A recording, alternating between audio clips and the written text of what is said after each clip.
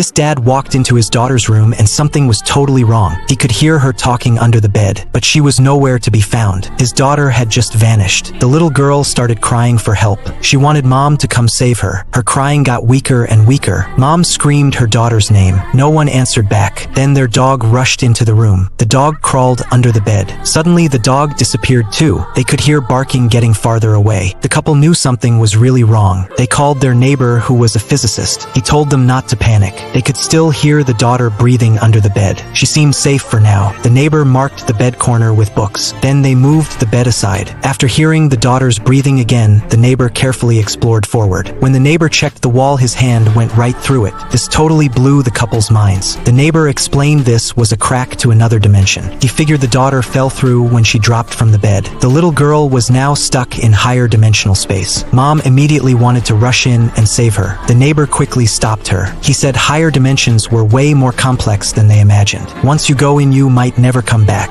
He asked the woman to get some chalk. The neighbor quickly drew where the higher dimension entrance was. The neighbor threw a coin in to test it. Right then, the wife suddenly noticed her daughter's voice was gone. He told the couple to walk around the room. Maybe they could discover something. Then the daughter's voice suddenly came from the ceiling. It started appearing in different places around the room. Everyone followed the voice, searching everywhere. Finally, the daughter's voice stopped in the closet. Alan urged the neighbor to think of something fast. Their daughter was getting farther away from them. Just when everyone felt totally hopeless, the dog's barking came from inside the closet. It sounded distant, but it should be right next to the daughter. The neighbor quickly told the woman to tell her daughter to follow the dog and keep moving forward. Because animals have sharper instincts than humans, they're better at finding the way out. Several people went back to the bedroom to wait. The man kept calling the dog's name. The daughter's cries for help got clearer and clearer, almost right in front of them, but the daughter said she still couldn't find the way out. She started crying frantically. The man stuck his arm through the wall. He told his daughter to grab his hand tight. Suddenly, Alan fell completely into the hole. Inside was a complex, twisted space where it was hard to tell direction. The neighbor told him absolutely don't move around. The man shouted his daughter's and dog's names. He could already see his daughter's outline faintly. The dog was biting the daughter's pants, getting closer and closer. It successfully brought the daughter to Alan. Alan excitedly hugged his daughter tight.